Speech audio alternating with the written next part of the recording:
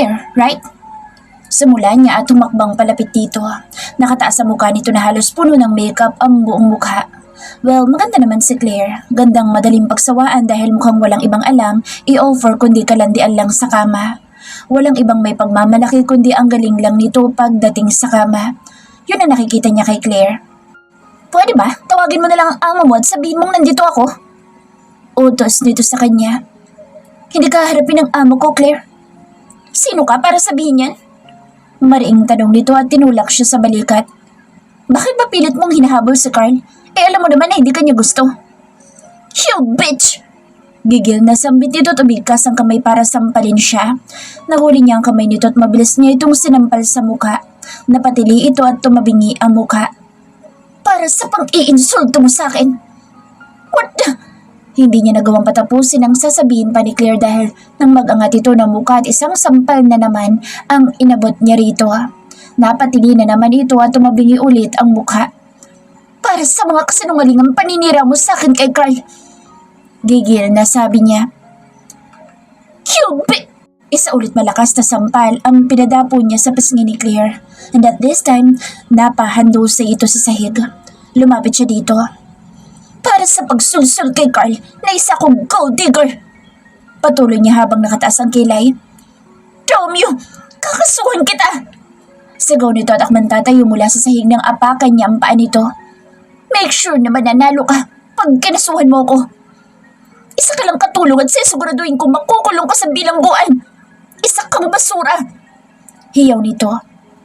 I am Trina Samonte. You can't harm me. May pagmamalaking sabi niya at lumapit dito habang namimilipit sa sakit ng paa na inapakan niya. Napatili pa ito sa sakit. Masakit ba? Now, alam mo na kung ano ang pakiramdam ng inaapak-apakan. Mariing sabi niya at tinila ang mukha nito na namumula sa 3 sampal na naibigay niya rito. Hindi porkat may para ka, may karapatan ka namang hamak ng kapwa mo. Kahit sino ka pa, wala kang karapatang hamakin ng mas mababa sa'yo. Dahil kung tutuusin, mas basura ka pa sa taong hinahamak mo. Litanya niya at binitawan ang mukha nito. And lastly, sabi niya at isang sampal mula binigay niya kay Claire. Kasuhan mo ako kung gusto mo. But remember to put my name, Trina Samonte. Nakataas ang kilay na sabi niya rito habang nakahawak sa pisngi nitong 4 na beses niyang sinampal. Nagsisigaw ito at nagwala habang nakaupo pa rin sa sahig. Hindi na magawang makatayo nito sa sakit ng paa nitong inapakan niya at marahil sa sakit na rin ang pisngi nito. Manang nana, make sure na mapapalabas yun na naman siya na babaeng iyan. Utos niya at nakataas ang mukhang naglakad paakyat ng hagdan. Huminto siya at sinulyapan si Claire na patayo na. Sabihin mo pala sa manyak mong kaibigan na ihanda na niyang abogado niya. Kakasuhan ko siya and I'll make sure na mabubulok siya sa bilangguan. Sino ka ba? Hiyaw ni Claire. I am Trina Samonte. Tanging sagot niya at nagtuloy na sa pag-akyat ng hagdan. Nagsisigaw pa si Claire pero hindi na niya ito pinansin pa. Iisa-isahin na niya mga ito. Alam niyang ito pa lang ang simula niya kay Claire at kay Raymond. Madilim na ang buong paligid nang makauwi si Carl. Nasa silid pa rin siya at hinihintay ang pagdating nito. Kanina pa nakauwi si Manang Nana at Manang Lumen sa kanilang mga bahay. Kaya sa mga oras na ito'y silang dalawa na lang ni Carl ang tao sa mansyon. Nag-away daw kay ni Claire? Bunga dito sa kanya nang pumasok sa loob ng silid. Nasa may veranda siya at nakatanaw sa labas. Nagsumbong siya sa'yo? Tanong niya nang hindi man lang nililingon nito. Yes. Sagot nito at naramdaman ang paglapit dito sa kanya. Trina. Tawag nito sa kanya at naramdaman niya ang pagpulupot ng mga kamay nito sa bawang niya at ang pagsiksik ng baba nito sa leeg niya. Naramdaman niya ang mainit na paghinga nito sa leeg niya. Napapikit siya at dinama ang kakaibang init na gumuhit sa kanya pababa. Buntis ka. Hindi ka dapat na nakikipag-away o ano pa man. May pag-aalalang sabi nito habang nasa ganoong posisyon pa rin sila. Nakikiliti siya sa mainit na paghinga nito at sa mabangong naaamoy niya rito.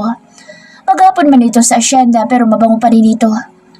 Huwag mo lang papatulan pa si Claire. Ako na bahala sa kanya. Just ignore her. Patuloy nito. Tumangutango siya dito. And also, call me kung may nanggugulo pa rin sa iyo. O nanggugulo pa rin sa iyo si Claire. Sabi pa nito at inikot siyang paharap dito. Ayoko mapahamak ka, Trina. You're pregnant. Malungkot na sabi nito. Tumango na lang siya dito at nagkatinginan sila at tila nagkaintindihan ng kanilang mga mata. Naramdaman niyang nagyuko ito ng ulo para halikan siya. Alam niya kung hahalikan siya ni Carl ngayon ay gaganti siya dahil hindi niya magagawang kontrol niya ang sarili at baka tuluyan na naman siyang magpaubaya. Carl, pigil niya rito. I'm sorry. Paumanhin nito sa kanya at mabilis na lumayo. Bumuntong hininga siya at nagsabi na maghahanda na ng hapunan nila. Nais niyang makaiwas kay Carl. Wala siyang tiwala sa sariling katawan. Alam niyang konting hawak lang ni Carl ay nangihina na siya at sa isang halik lang nito ay paniguradong bibigay na siya.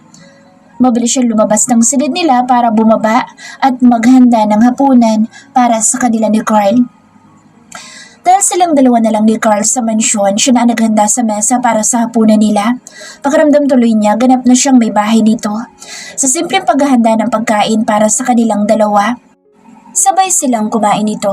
Habang kumakain, topic nila si Claire at Raymond. Sinabi niya kay Carl na may abogado na siyang kinuha para asikasuhin ang reklamo niya kay Raymond para wala na itong mamanyak pang iba. Sinabi naman ito na dapat, dati pa niya ginawa iyon. Hindi lang naman niya nagawa dahil natakot siyang mabuko agad nito. Tuwang-tuwa naman niyang kinuwento ang ginawang pananampal kay Claire kanina sa sala. Hindi niya mapigilan ang pagtawa sa harapan ni Carl habang kinukwentong itsura ni Claire habang sinasampal niya. Sinabi pa niyang kulang pa iyon dahil sa napakapangit na pagtrato nito sa mga nasa ibaba nito.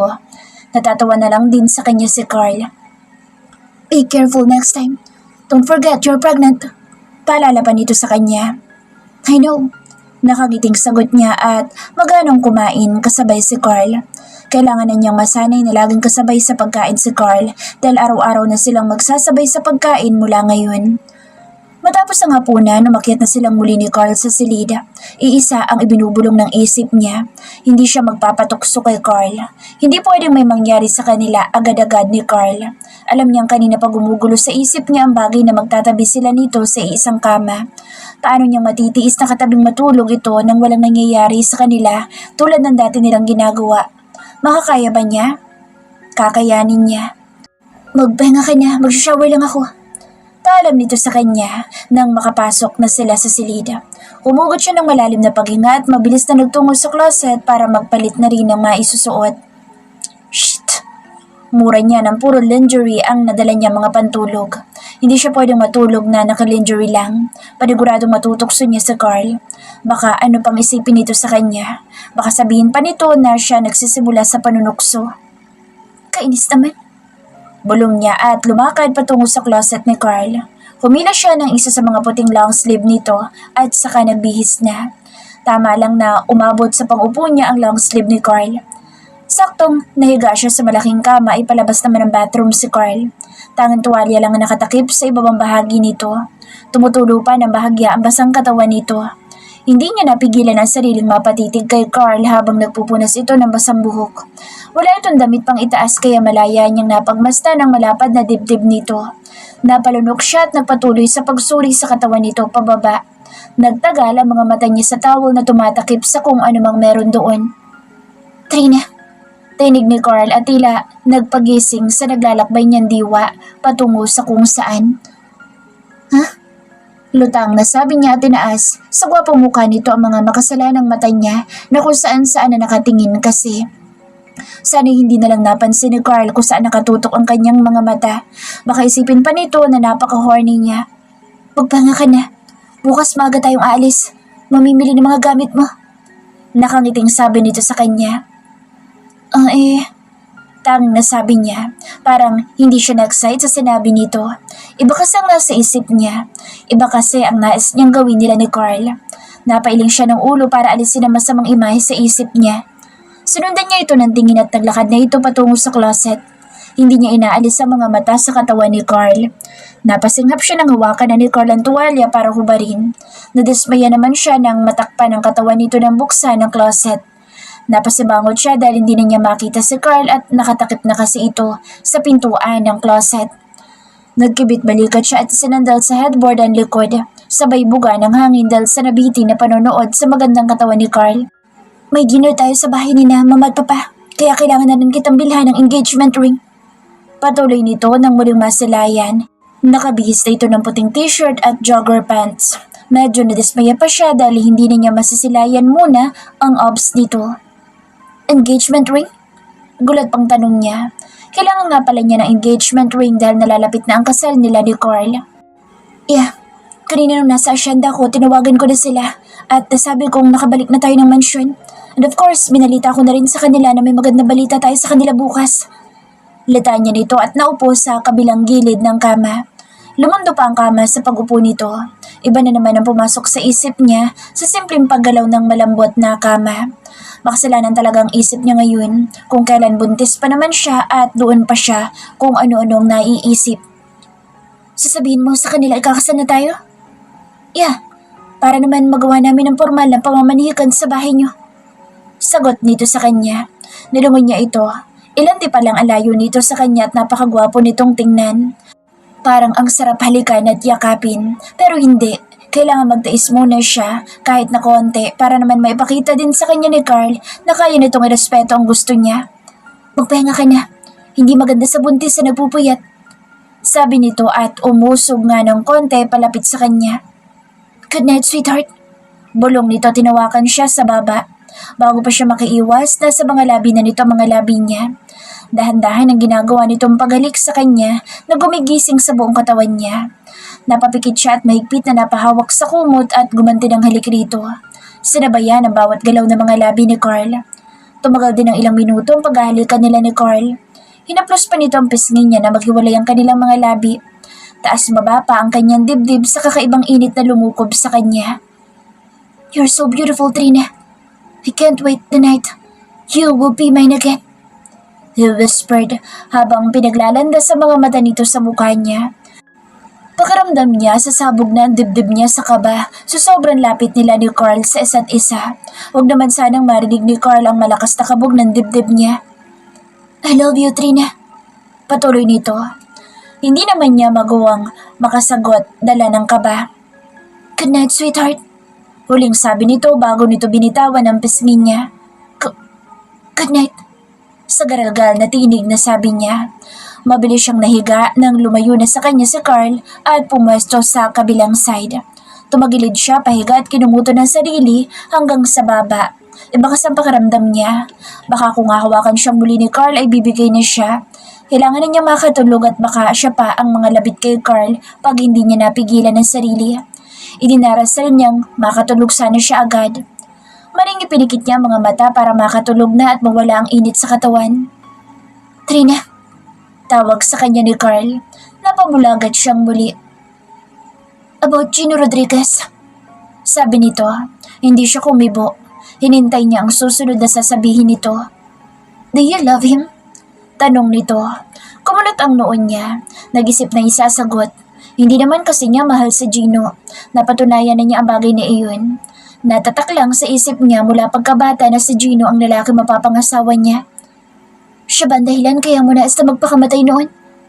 Tanong pa rin ito. Hindi man niya nakikita si Carl ngayon, damang-dama naman niya ang tila hinanakit sa tinig nito.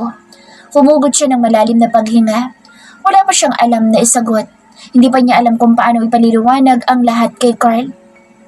Can we talk about him some other time? Inaantok na kasi ako. Iwas niya. It's fine. Narinig niyang malamig na sagot ni Carl.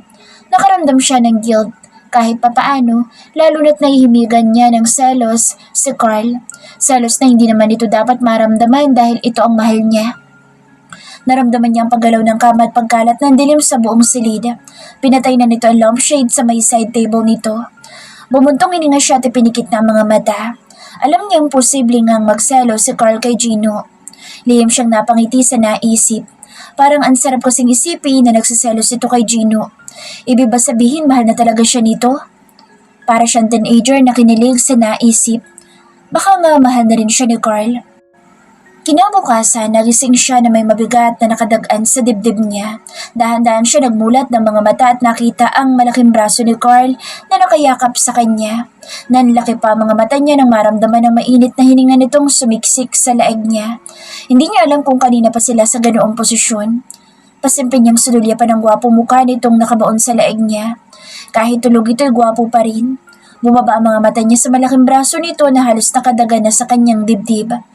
Napakagatlabi pa siya't napatingala sa kisame. Nakasurvive siya kagabi at natiis niyang wag mga labit kay Carl. Ngayon kailangan naman niyang malampasan ang munting pagsubok na ito. Bumuntong hininga siya at dahan-dahang inilapit ang kamay sa gwapong mukha nito. Masarap pa ang tulog nito, marahil dahil sa pagod sa trabaho.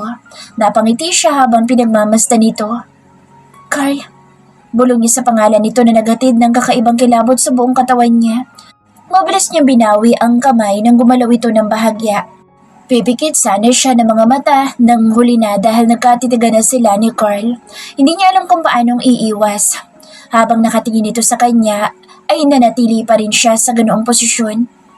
Trina, sambit ito sa pangalan niya in his husky voice. Bagong gising na boses na nanggigising naman sa kanya. Good morning, Trina. Bati dito sa kanya at lalo pa siya nitong hinapit. Nanlaki ang mga mata niya sa ginawa nito. Lalo pa nitong isiniksik ang mukha nito sa leeg niya.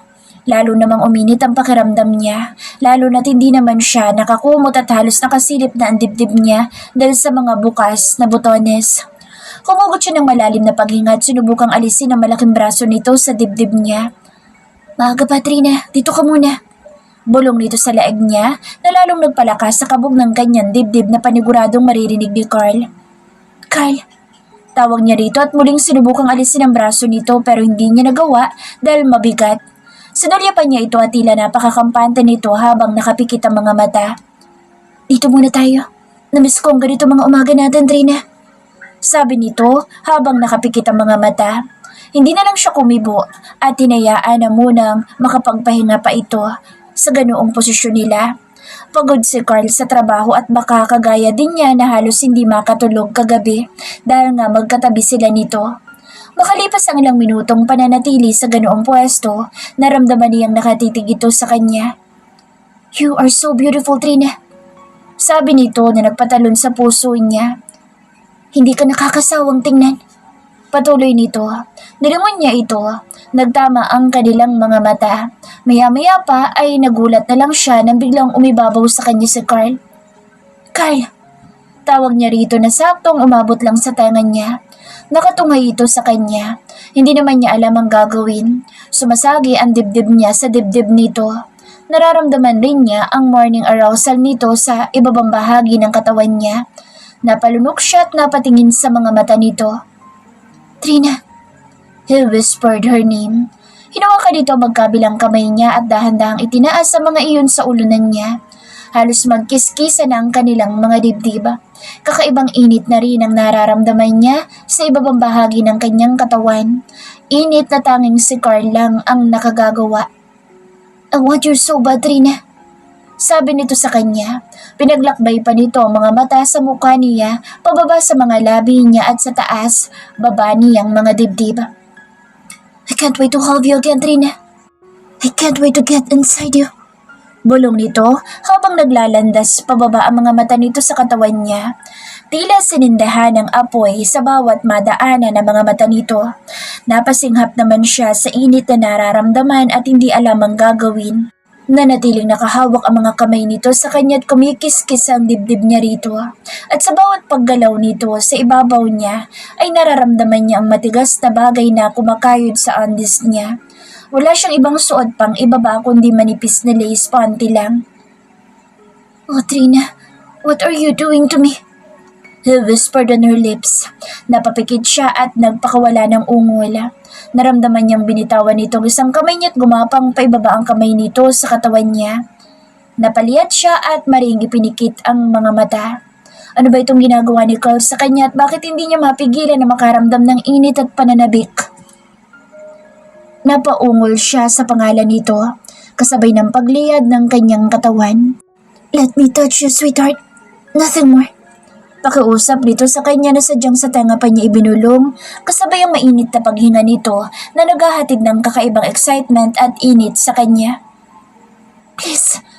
Nakapikit na ungol niya. Lalo lumakas sa mga ungol niya nang kagatin nito ng bahagya ang tenga niya. Napakapit pa siya sa unan na nasa tabi nito. You are mine, Trina. No other man touch you but me. Sabi nito sa seryosong muka. Tumango siya kahit nanghihina pa rin. I want you to forget that man. Kumunot ang noon niya sa sinabi nito. Sinong tinutukoy nito? What? I want you to forget Gino Rodriguez. Sagot nito na dumilim ang muka. What? Gulat na tanong niya. Hindi na siya nito sinagot pat umalis na ito mula sa pagkakaibabaw sa katawan niya. Carl! Tawag niya rito at bumangon mula sa pagkakahiga. Naupo siya sa malaking kama.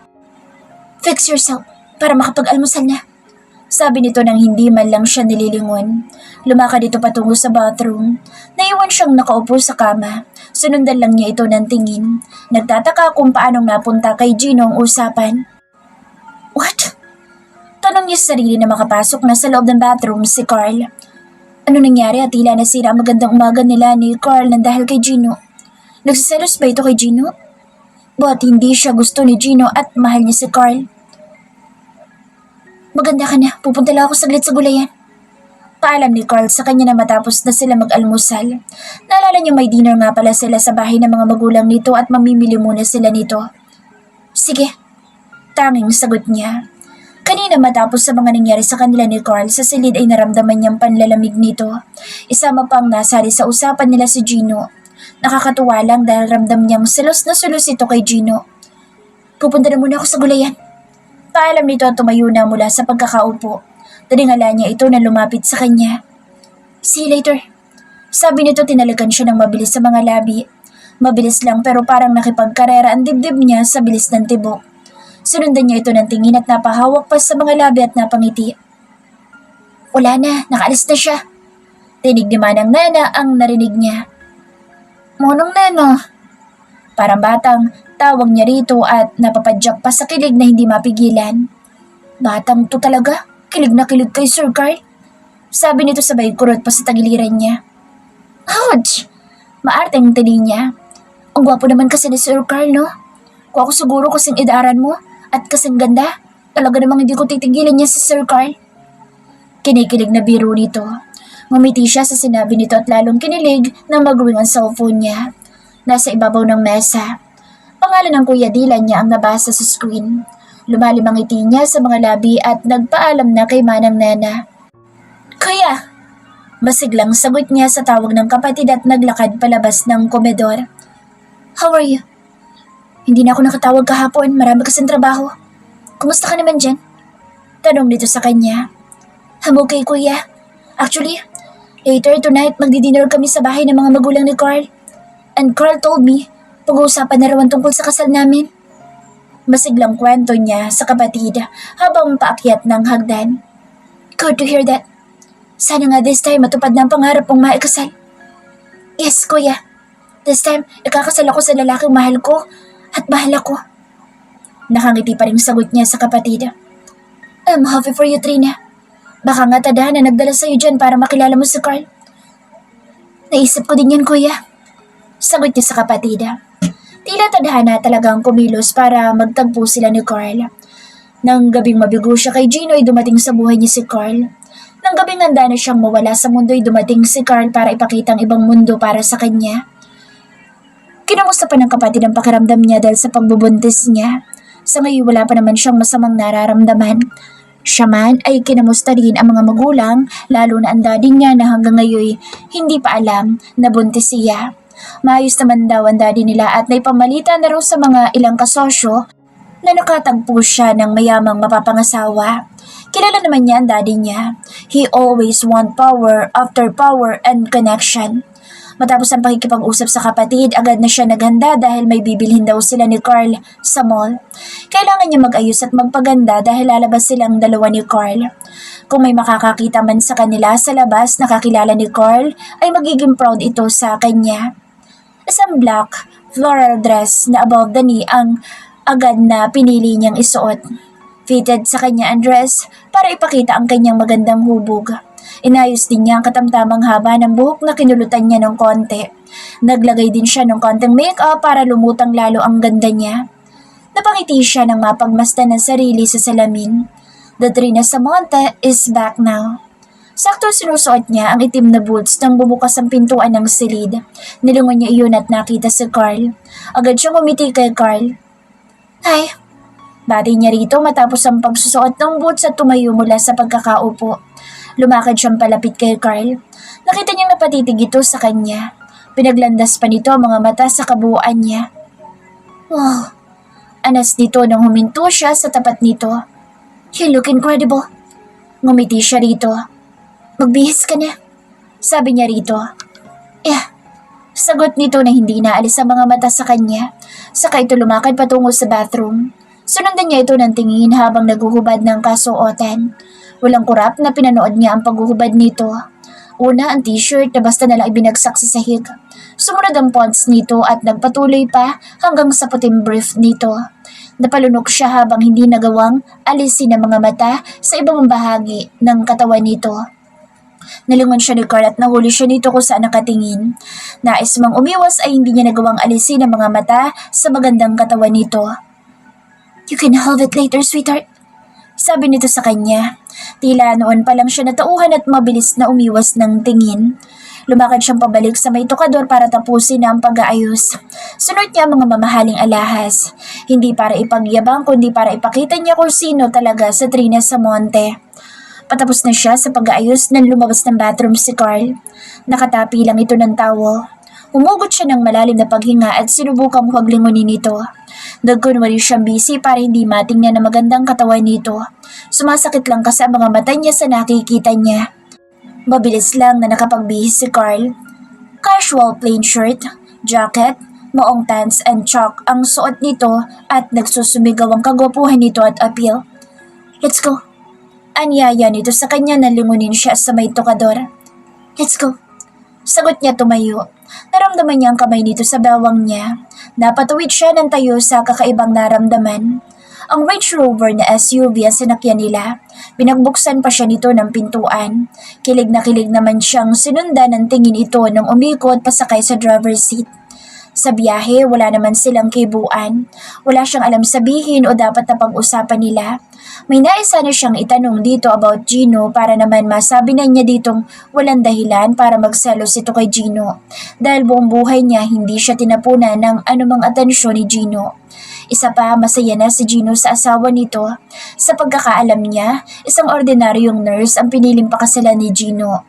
Well, ganoon naman siguro talaga ang pag-ibig. Hindi mo alam kung kanino ka tatamaan. Tulad ni Carl, isa siyang kasambahay.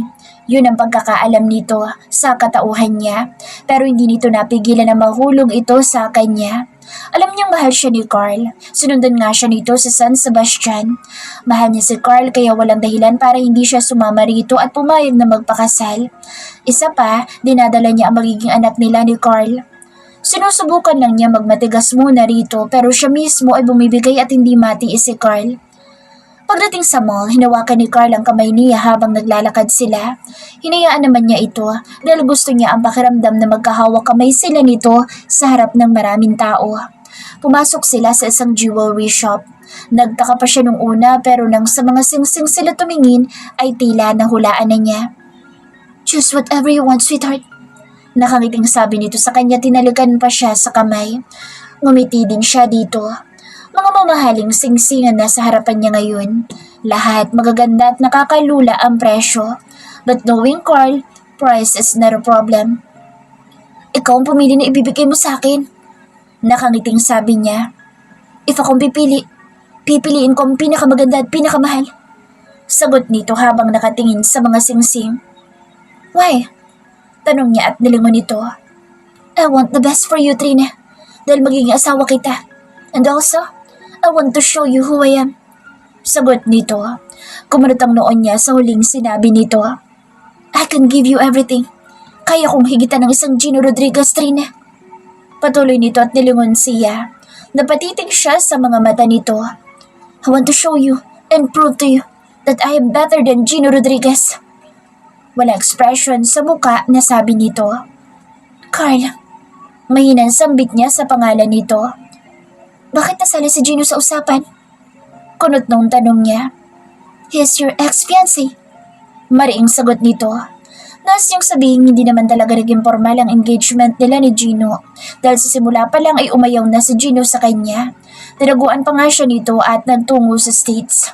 Nang magbalik naman, ganoon rin. Hindi natuloy ang engagement dahil may ibang babaeng pinakilala ito. Hinayaan lang niyang mag-assume ang mga tao sa paligid na matagal na silang engaged ni Gino dahil yun ang gusto ng daddy niya. Pero walang pagtingin sa kanya si Gino at siya naman ay sumusunod lang siya sa gusto ng ama. Ni minsan hindi niya nakasama si Gino. Wala ding engagement ring na ibinigay ito sa kanya. Carl, dito ba natin pag-uusapan ng ibang tao? Mariing sabi niya rito. Sinulyapan lang siya ni Carl saglit saka sumayan niya sa babae at itinuro ang napiling engagement ring para sa kanya.